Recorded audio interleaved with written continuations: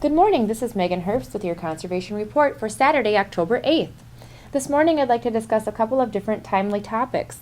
First off, the 2016 Stearns County Outstanding Conservationists of the Year have been named, and congratulations to Dan and Crystal Lai of Richmond. They own and operate a dairy farm consisting of 54 cows, 48 heifers and calves, and 20 beef cow-calf pairs. They also grow corn, soybeans, and alfalfa on 257 acres that have been completely no-tilled since 2007. Every acre in corn or soybeans is also followed with a drilled or aerial seeded cover crop. Dan and Crystal are recipients of the Minnesota Department of Agriculture's Sustainable Agriculture Demonstration Grant, where they are currently comparing 4 different forage cover crops, following corn, silage, and soybeans. The Lais have hosted numerous field days on their farm, highlighting the benefits of no-tilling and cover crops, and other conservation practices implemented over the years include field borders, grass waterways, nutrient and integrated pest management, rotational grazing, buffer strips, and also becoming a certified farm, through the Minnesota Agricultural Water Quality Certification Program.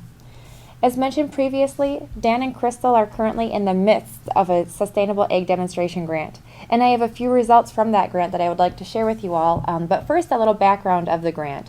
The grant is awarded through the Minnesota Department of Agriculture to farmers that are interested in experimenting with ideas on their farms to help conserve natural resources. Projects can last up to 3 years, and applicants may receive up to $25,000.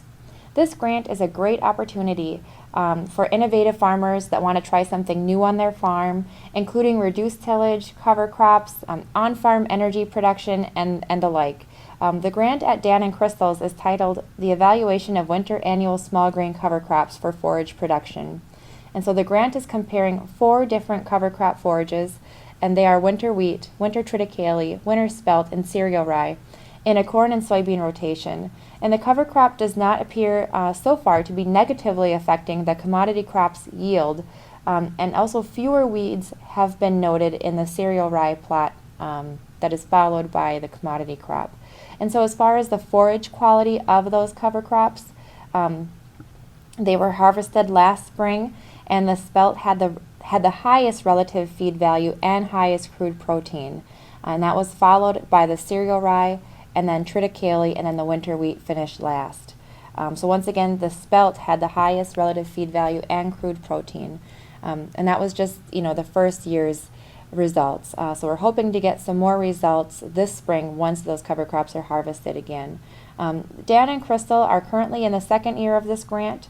Next spring they will host a final field day highlighting the results, and the actively growing forage cover crops will be on display out there. So look for that next spring, probably in mid to late May sometime, out at Dan and Crystal's. And then also, since fall is upon us, I thought it would be a good time to mention the best management practices for nitrogen use for corn production in Minnesota. So it's recommended that urea and anhydrous ammonia applied in the fall should be delayed until soil temperatures at a 6-inch depth are below 50 degrees. The Minnesota Department of Agriculture Soil Temperature Network provides 6-inch soil temperatures at various locations across southern Minnesota. So be on the lookout for those, and be monitoring that 50 degrees before you're applying your fall N. Ammonia is one of the primary forms of nitrogen applied in the fall.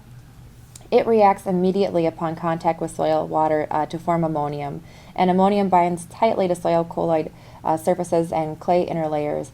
If average soil temps are above 50 degrees, those soil microbes can transform that ammonium into nitrite and then into nitrate. And the nitrate form is highly mobile and can leach from soil, resulting in less available nitrogen for crops in the following growing season. And so the leached nitrate can concentrate in groundwater and cause elevated nitrate levels. And nitrate levels exceeding 10 parts per million or 10 milligrams per liter are above the safe drinking water standard established by the EPA. So just something to keep in mind. And then finally, just a quick reminder that our tree program is underway, and we are accepting orders right now. A minimum of 2 bundles must be ordered. Each bundle is 25 trees, and trees will be available for pickup in Albany around the end of May around the end of April or early May. And that's about it for me. And if you have any questions about any of the topics I covered today, or if you're interested in implementing some conservation practices on your property and are in need of technical or financial assistance, please feel free to contact the Stearns County Soil and Water Conservation District at 320-251-7800 extension 3. And thank you very much and have a wonderful weekend and a safe and bountiful harvest. And this has been Megan Herbst with the Stearns County Soil and Water Conservation District with your Conservation Report.